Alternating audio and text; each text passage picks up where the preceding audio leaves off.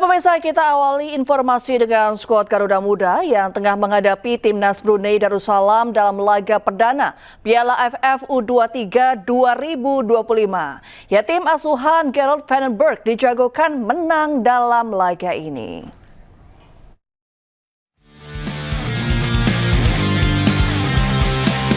Timnas Indonesia U23 malam ini siap menghadapi Brunei Darussalam dalam match pertama ajang Piala AFF U23 2025 di Grup A. Pertandingan ini akan menjadi debut Gerald Vandenberg bersama Timnas U23. Skuad Garuda Muda dijagokan menang dalam laga ini. Dari rekor pertemuan, skuad Garuda mendominasi, Brunei selalu kalah dari Indonesia. Dari 4 pertandingan terakhir, Brunei selalu kalah diantaranya lewat skor 0-2 dan 1-2 yang diraih dari ajang kualifikasi Piala Asia U23 2016 dan kualifikasi Piala Asia U23 di tahun 2020 lalu. Lewat pertandingan pertama ini, Vandenberg meminta anak asuhnya untuk bermain maksimal dan menjalankan strategi. Meski tak mengetahui permainan Brunei, Vandenberg tetap mengarahkan pasukannya mewaspadai pergerakan lawan dan bisa memetik kemenangan perdana dari pertandingan ini. About Brunei, I don't know something about Brunei, but I think we have to think about ourselves, and hopefully we can play a good game. You know, we had to focus on the game, and we know that the Indonesian crowd is always really behind the team, and hopefully tomorrow it's the same. Dari 23 pemain yang dipilih, Vandenberg dipastikan telah meracik skuad terbaiknya, diantaranya memperkuat lini belakang dan lini serang yang imbang. Posisi penjaga gawang kemungkinan masih akan mengandalkan Cahya Supriyadi, sementara di barisan belakang akan memasang Kakang Rudianto, Muhammad Ferrari, Kade Karel, dan Doni Tri Pamungkas.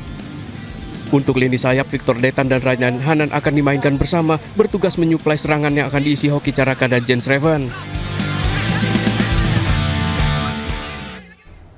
Dan pemirsa, untuk mengetahui situasi terkini pertandingan perdana di Grup A Piala AFF U23 2025 antara Timnas Indonesia U23 melawan Brunei Darussalam, kami telah terhubung dengan jurnalis iNews Kevin Pakan di Stadion Utama Gelora Bung Karno, Jakarta. Kevin, selamat malam dan bagaimana jalannya pertandingan saat ini? Ya, halo, selamat malam Reni dan pemirsa. Memang suasana begitu bergemuruh ya di dalam Stadion Utama Gelora Bung Karno. Karena saya berada di area ring road di luar stadion, maka saya hanya bisa mendengar suara gemuruh dari dalam. Namun nampaknya ini baru saja gol Reni 6-0, tapi saya tidak bisa memastikan. Namun yang berhasil saya catat terakhir adalah 5-0, yaitu dicetak oleh James Reven. Sebanyak 4 gol, yaitu di menit kedua, ke-9, ke-31, dan ke-33. Dan gol kelima dari Akhan Fikri di menit ke-20. Tentunya ini merupakan suatu prestasi yang luar biasa, karena memang sejak awal pertandingan di menit-menit awal antara Indonesia melawan Brunei, kami melihat juga ini penyerangan dan juga tekanan terus diberikan dari Timnas Indonesia kepada Brunei Darussalam. Dan tentunya sampai dengan saat ini kami masih terus memantau dan menyaksikan bagaimana hasil akhir. Karena ini masih babak pertama, sudah hampir 6-0, namun kami melihat bahwa tidak menutup kemungkinan akan bertambah golnya, karena kami melihat terutama James Reven yang merupakan pemain naturalisasi dengan usia sangat muda, 19 tahun, ini begitu luar biasa, sangat semangat dan berhasil mencetak sejauh ini ada 4 gol yang saya catat terakhir. Dan tentunya sampai dengan nanti berakhirnya laga ini kami akan terus mengabarkan bagaimana suasana terkini dan seperti apa kira-kira respons dari para pemain timnas sendiri dan juga masyarakat Indonesia yang tentunya dengan harapan terbaik agar Indonesia bisa menang melawan Brunei Darussalam pada malam hari ini. Sementara itu Reni, kembali ke Anda. Baik, terima kasih rekan Kevin Pakan atas laporan Anda. Selamat malam dan selamat bertugas kembali. Kita nantikan informasi kemenangan Indonesia dari Anda.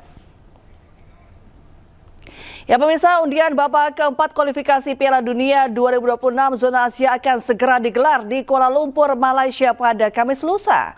Skuad Garuda bersiap menghadapi lawan-lawan tangguh dari Timur Tengah.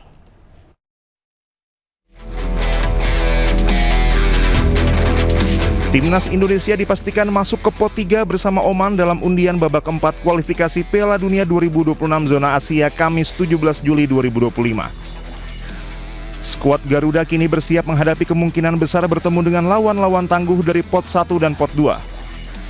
Dengan sistem ini, maka Timnas Indonesia punya 4 calon lawan utama yang sudah dipastikan masuk ke pot berbeda. Ya, sementara pelatih timnas U17 Nova Arianto memanggil satu pemain keturunan baru, Xavier Mark, selama pemusatan latihan di Bali. Ya, Xavier menggantikan pemain keturunan lainnya, Floris De Pacter, yang cedera.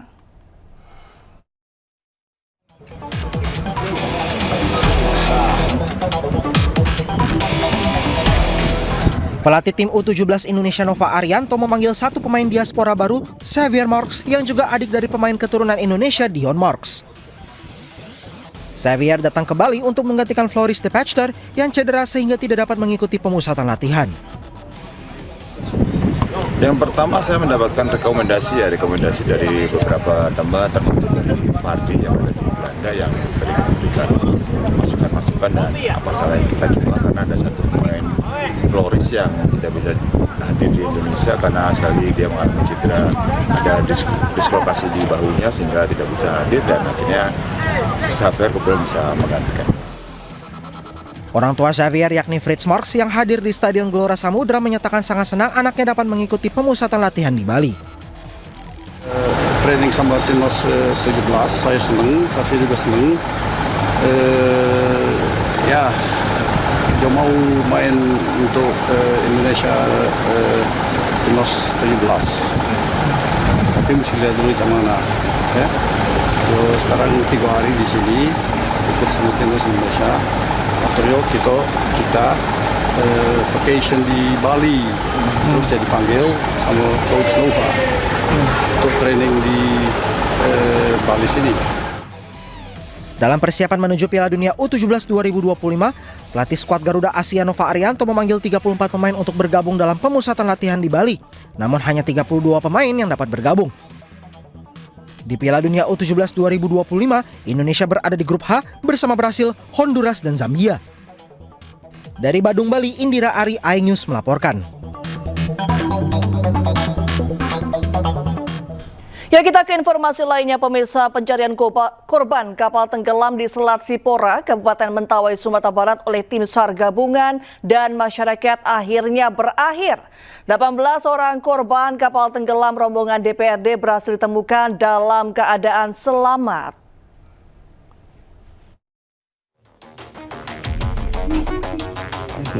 Korban terakhir bernama Gontur, seorang PNS PUPR Mentawai, akhirnya berhasil ditemukan dalam kondisi selamat setelah diselamatkan oleh warga di Dusun Mapinang Utara, Mangaunggau. Korban selanjutnya dievakuasi oleh tim SAR menuju puskesmas di Paspuat karena korban mengalami dehidrasi dan kelelahan. Dengan ditemukannya korban terakhir, maka tim SAR sudah berhasil mengevakuasi seluruh korban, sebanyak 18 orang dalam keadaan selamat. Selanjutnya para korban dibawa ke dermaga Tua Pejat untuk diserahkan kepada pihak keluarga. Mana? Membawa ke rumah, Pak. Rumah warga, mengungsi di rumah, dan itu diselamatkan dikasih fasilitas makanannya, minumannya. Seluruh korban yang 18 orang berhasil kita evakuasi dengan baik dan selamat serta sehat, dan 17 kita evakuasi dari Sikakap ke Pelabuhan Tua Pejat Mentawai. Dari Kepulauan Mentawai, Sumatera Barat, Budi Sunandar, iNews melaporkan. Pemirsa, kematian diplomat muda Kementerian Luar Negeri Arya Daru Pangayunan masih menjadi misteri. Komisi 1 DPR RI mendorong pihak kepolisian segera mengusut tuntas kasus ini.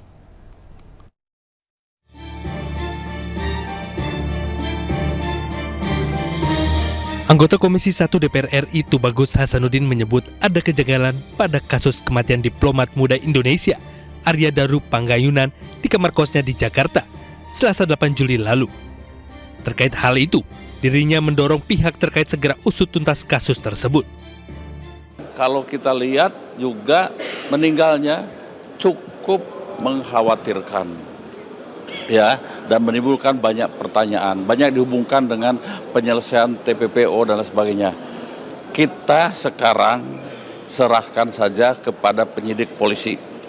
Mudah-mudahan dalam waktu dekat itu diketemukan siapa pelaku pembunuhnya, dan kemudian kita tahu motifnya apa.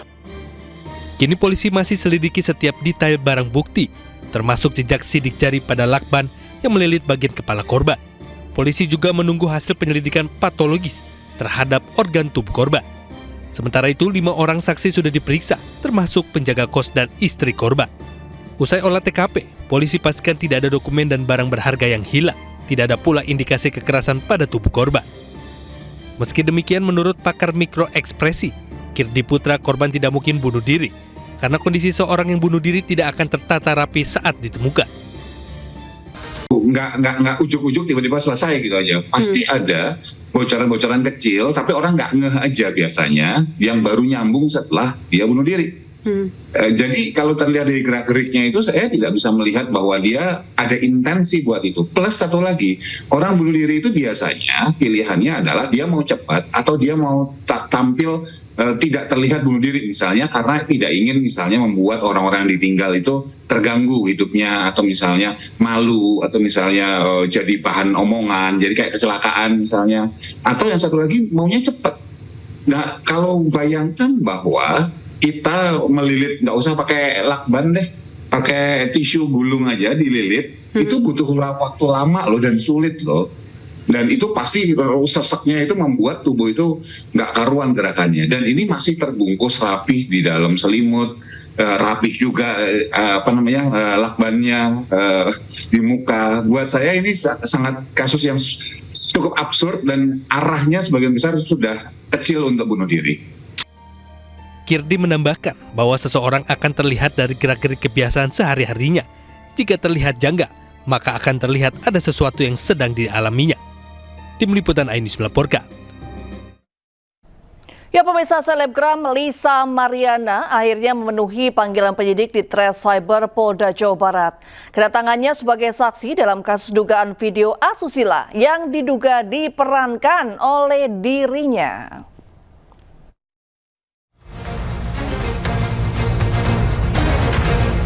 Lisa Mariana, selebgram yang sempat berseteru dengan Ridwan Kamil, mendatangi gedung Direktorat Reserse Cyber Polda Jawa Barat. Lisa dijadwalkan memenuhi panggilan penyidik sebagai saksi dalam kasus dugaan video porno. Di dalam sebuah video yang viral di media sosial, diduga dirinya menjadi salah satu pemeran dengan lawan main seorang pria bertato.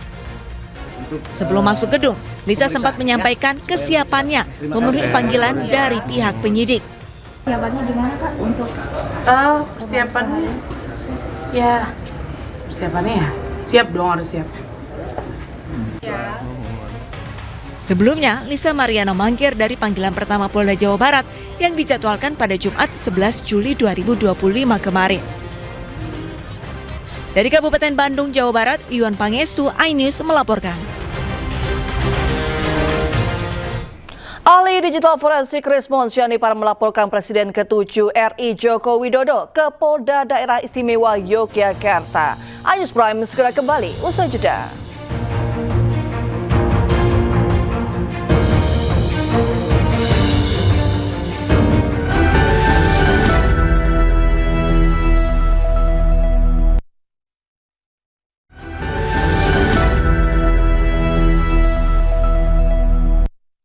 Terima kasih Anda kembali menyaksikan iNews Prime. Pemirsa, ahli digital forensik Rismond Syanipar melaporkan Presiden ke-7 RI Joko Widodo ke Polda Daerah Istimewa Yogyakarta.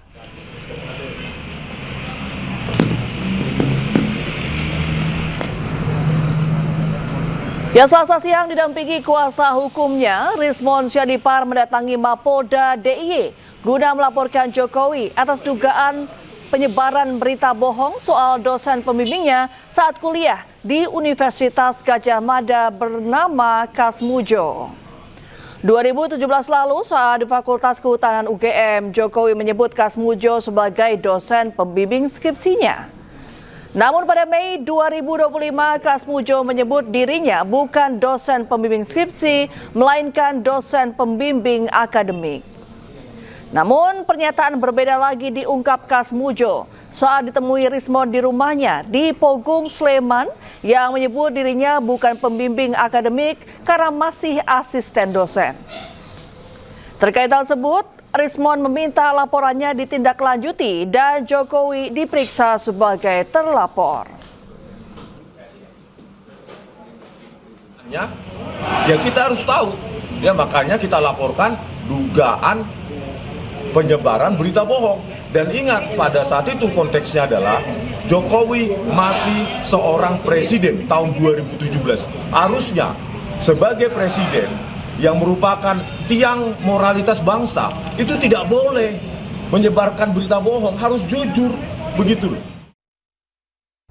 Ya, sementara itu Presiden ke-7 Republik Indonesia Joko Widodo menduga ada agenda politik besar di balik isu ijazah palsu. Jokowi pun enggan untuk menunjukkan ijazah asli miliknya di luar persidangan.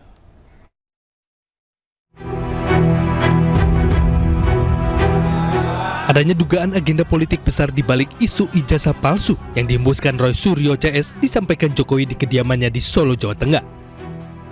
Sementara itu terkait perkembangan kasus ijazah palsu yang naik penyidikan, Jokowi menyerahkan pada proses hukum di Polda Metro Jaya. Palsu ini untuk mengaburkan legasi Pak Jokowi, tanggapannya? Saya berperasaan memang kelihatannya ada agenda besar politik di balik isu-isu ini, ijazah palsu, isu pemakzulan.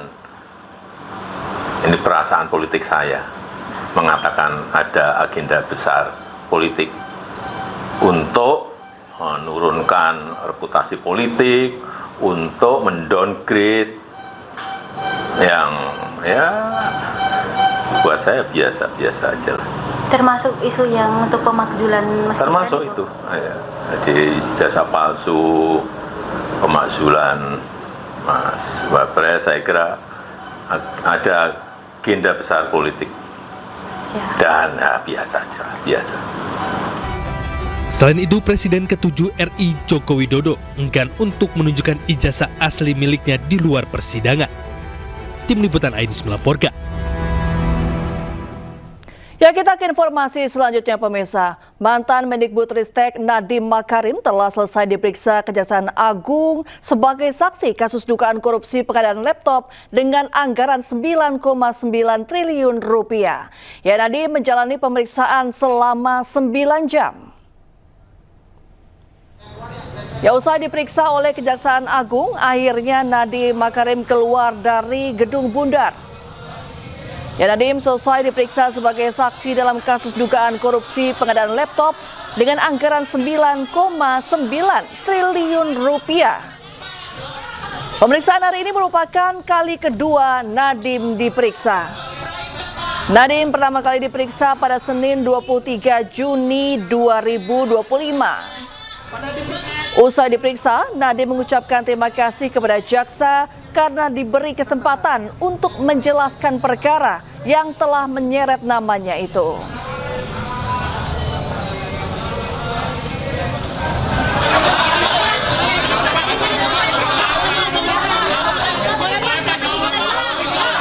Warahmatullahi wabarakatuh.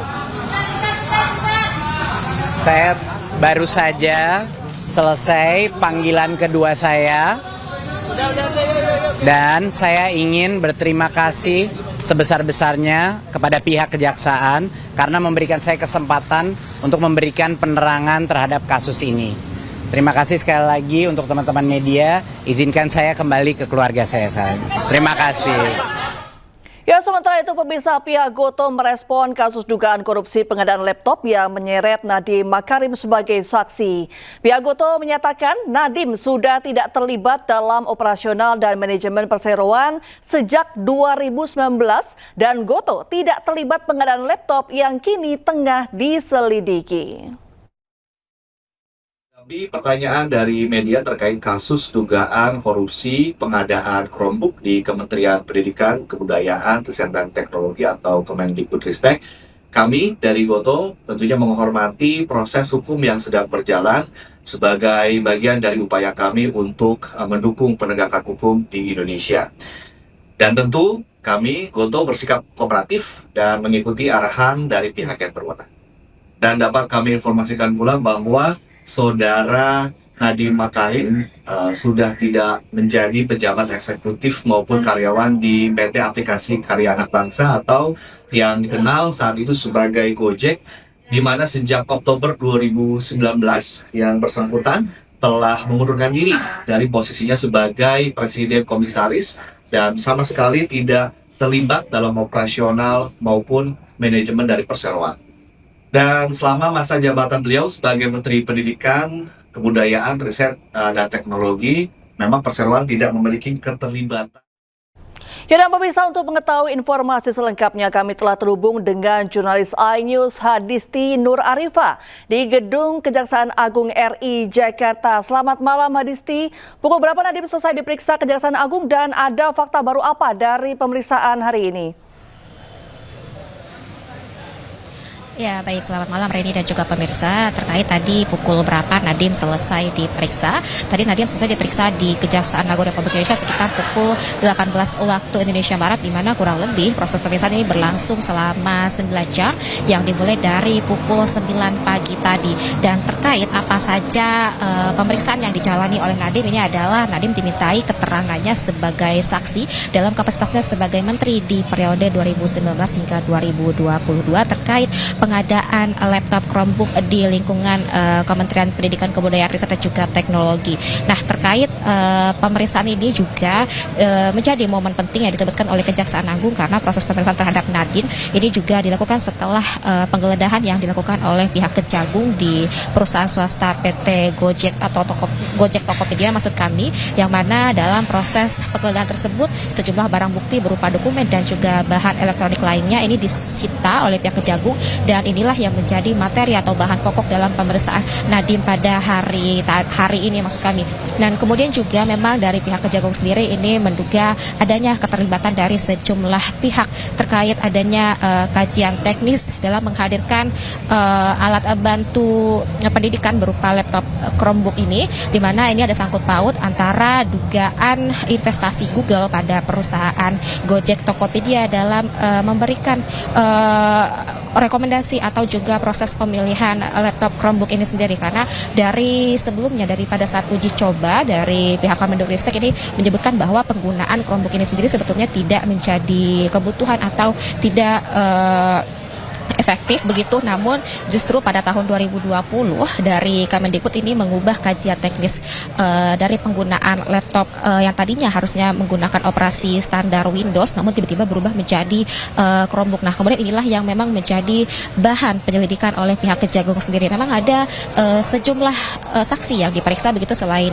Nadiem Makarim berupa staf khusus di Kemendikbudristek, kemudian juga tentunya dari perusahaan swasta Goto ini, dan dari pengadaan laptop ini mengeluarkan anggaran 9,9 triliun, namun belum disebutkan berapa total kerugian dan juga tersangka dalam kasus ini. Dan kami saat ini masih menunggu seperti apa nantinya informasi lebih lanjut dari Kejaksaan Agung Republik Indonesia. Reni. Baik, terima kasih Hadisti atas laporan Anda. Selamat bertugas kembali dan selamat malam. Ya pemirsa, sebelumnya Kejaksaan Agung telah mencegah Nadiem Makarim ke luar negeri. Ya, Kejaksaan Agung juga telah menggeledah kantor Goto yang didirikan oleh Nadiem Makarim.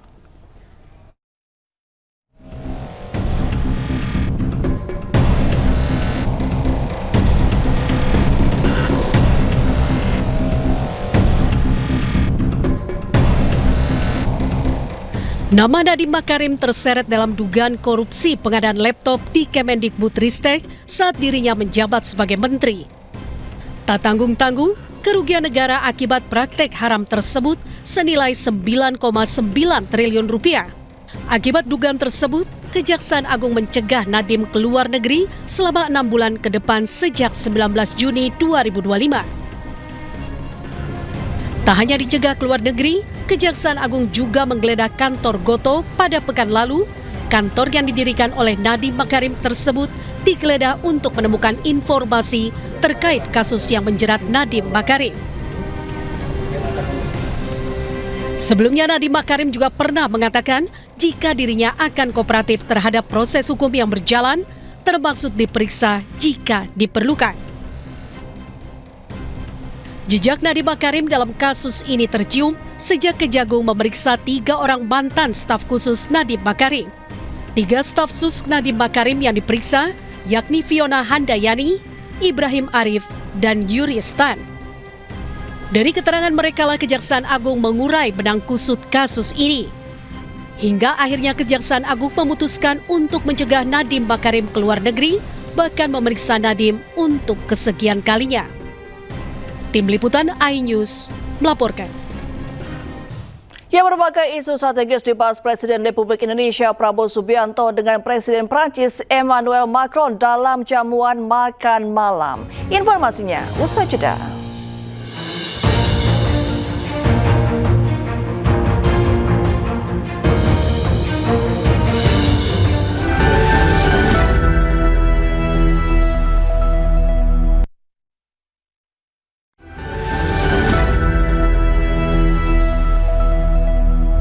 Ya, kembali di iNews Prime pemirsa, Presiden ke-7 RI Joko Widodo memastikan akan memenuhi undangan untuk hadir dalam Kongres Partai Solidaritas Indonesia 2025. Kongres rencananya akan digelar pada 19 hingga 20 Juli mendatang. Ya, Presiden ke-7 RI Joko Widodo memastikan akan memenuhi undangan untuk hadir dalam Kongres Partai Solidaritas Indonesia 2025. Ya, Kongres akan digelar pada 19 hingga 20 Juli mendatang. Meski demikian, Jokowi belum memastikan apakah ia akan menjadi pembicara dalam sesi diskusi yang direncanakan dalam rangkaian Kongres. Jokowi menambahkan dirinya masih mempertimbangkan kemungkinan bergabung sebagai kader PSI dan masih memperhitungkan langkah politik ke depannya. Sementara dalam Kongres mendatang, Kaisang Pangarep akan kembali mencalonkan diri sebagai ketua umum melawan dua calon lainnya.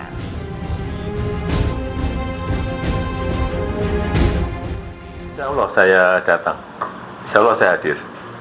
Informasinya juga akan mengisi di hari pertama ya Pak, tanggal 19? Ya saya diundang, insya Allah saya hadir, saya datang. Diundang sebagai narasumber atau seperti apa Pak? Ya, pemirsa, jelang Kongres PSI di Solo ditemukan atribut PSI dengan logo baru dari bunga mawar menjadi gajah. Ya, Presiden ke-7 mengomentari perubahan ini adalah keren. Yang perubahan-perubahan seperti logo itu tanggapannya seperti apa Pak?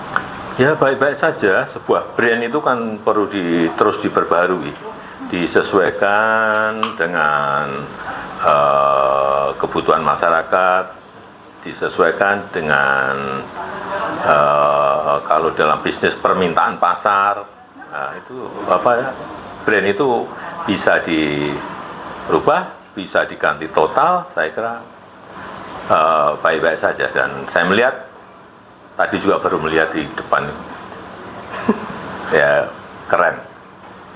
Ini ada pemilu raya, ada pilihan ketua dan dilaksanakan dengan e-voting, dengan voting online,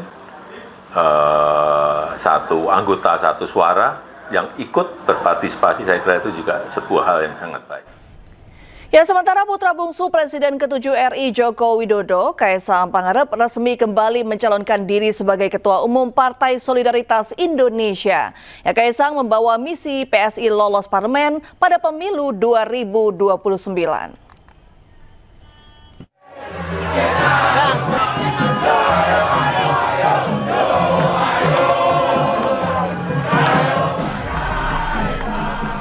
Dengan diarak tim pendukung Kaisang Pangarep resmi mendaftar sebagai calon Ketua Umum Partai Solidaritas Indonesia Juni lalu. Dengan majunya Kaisang sebagai calon Ketua PSI sudah dipastikan Jokowi tidak ikut berkontestasi. Menurut Kaisang, Jokowi berikan kesempatan untuk kaum muda.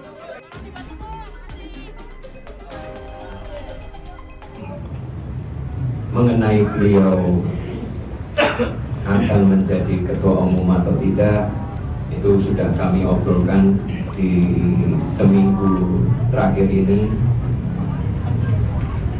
Anda mungkin juga anak sama bapak saling berkompetisi.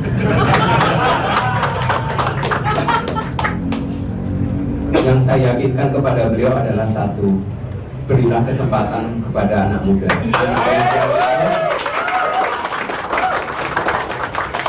Anak muda itu bukan pemimpin masa depan, anak muda itu pemimpin masa kini. Sementara itu, Steering Komite Raya PSI telah menetapkan 3 calon ketua umum DPP PSI periode 2025-2030. Ketiga kandidat dinilai telah memenuhi persyaratan khusus, yakni didukung minimal 5 DPW dan 20 DPD PSI. Ketiga calon ketua DPP PSI tersebut yakni nomor urut 1, Ronald Ariston Sinaga yang didukung 6 DPW dan 26 DPD, lalu nomor 2 Kaisan Pangarep yang didukung 10 DPW dan 72 DPD, sementara nomor urut 3 Agus Mulyono Hairlambang didukung 6 DPW dan 24 DPD. Tim Liputan iNews melaporkan. Ya, ke informasi lainnya, pemirsa, Satgas Pangan Polri melakukan pemeriksaan sejumlah perusahaan produsen beras usai dugaan pengoplosan beras merugikan masyarakat hampir 100 triliun rupiah per tahunnya. Selain itu, Ketua DPR RI Puan Maharani meminta kasus ini harus diselidiki dengan tuntas dan diproses secara hukum.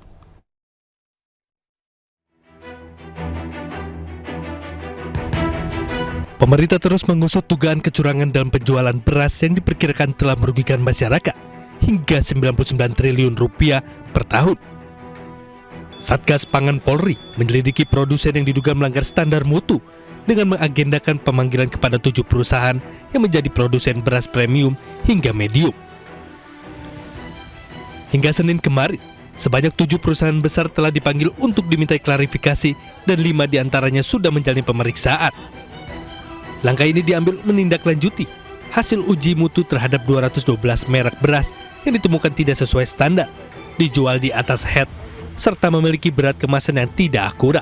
Kami berdasarkan laporan dari Kementan juga sudah melakukan klarifikasi. Kami telah memanggil 7 perusahaan besar yang memang memproduksi beberapa merek dari beras medium maupun premium, dan saat ini sudah 5 perusahaan yang telah menjalani pemeriksaan. Selain itu, Ketua DPR RI Puan Maharani juga menyoroti praktik pengoplosan beras yang ditemukan oleh Kementerian Pertanian bersama Satgas Pangan dan meminta kasus ini diselidiki dengan tuntas. Kupas dan selidiki dengan tuntas terkait dengan beras oplosan. Jadi jangan sampai kemudian terkait dengan beras ini merugikan rakyat, dan saya melihat sudah dilakukan tindak lanjut terkait dengan beras oplosan ini, bahwa kalau kemudian ada pihak-pihak yang melakukan hal tersebut harus langsung ditindaklanjuti, diproses secara hukum, jangan sampai kemudian merugikan rakyat. Dan DPR tentu saja akan melakukan pengawasan melalui komisi-komisi yang ada di DPR untuk ikut menindaklanjuti terkait dengan hal itu. Untuk menghindari kelangkaan pangan, Satgas Pangan menegaskan akan tetap mengedepankan prinsip kehati-hatian. Sebab Satgas tak ingin proses hukum ini menyebabkan gangguan distribusi yang dapat memicu kelangkaan beras di masyarakat. Tim Liputan iNews melaporkan. Ya, sementara itu Wakil Gubernur Jakarta Rano Karno menanggapi kasus pengoplosan beras yang menyeret PT Food Station Cipinang Jaya yang menjadi temuan Satgas Pangan. Ia menyebut pihak Food Station telah membantah isu tersebut. Nggak ada urusan, ya. Tapi saya mendapat laporan, tapi sulit, ini memerlukan waktu yang panjang untuk diskusi ini. Tapi saya mendapat laporan dari Food Station bahwa itu tidak benar. Pasti ada audit, pasti ada audit. Apalagi hal seperti ini inspektorat turun. Ya, kita ke informasi selanjutnya, pemirsa. Dalam kunjungannya ke Prancis, Presiden Prabowo Subianto menghadiri jamuan makan malam yang digelar oleh Presiden Prancis Emmanuel Macron. Pertemuan keduanya membahas berbagai isu strategis global.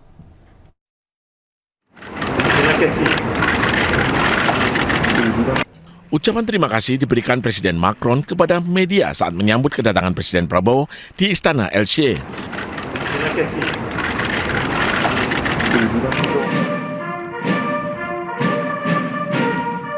Begitu tiba, Presiden Prabowo menyusuri barisan pasukan kehormatan yang berjajar rapi.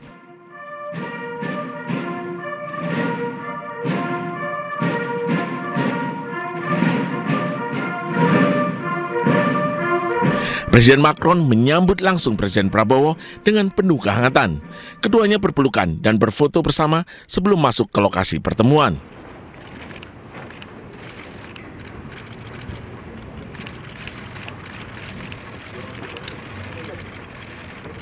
Pertemuan keduanya dilakukan di ruang jamuan. Keduanya berbincang mengenai berbagai isu strategis bagi kedua negara maupun global. Jamuan makan malam sebagai simbol komitmen dan persahabatan kedua bangsa. Ya, Presiden Republik Indonesia Prabowo Subianto mengungkap hasil pertemuannya dengan Presiden Prancis Emmanuel Macron. Banyak isu strategis dibahas, termasuk kerjasama bilateral Indonesia dengan Prancis. Pak, ketemu Presiden Macron. Ya, kemarin waktu pertemuan makan malam tadi ya kita bahas banyak masalah kerjasama Indonesia dan Prancis. Prancis juga banyak membantu kita di Eropa. Kita pokoknya sangat produktif, ya. Pak, Pak, two state solution bahas nggak Pak kemarin? Iya, dibahas.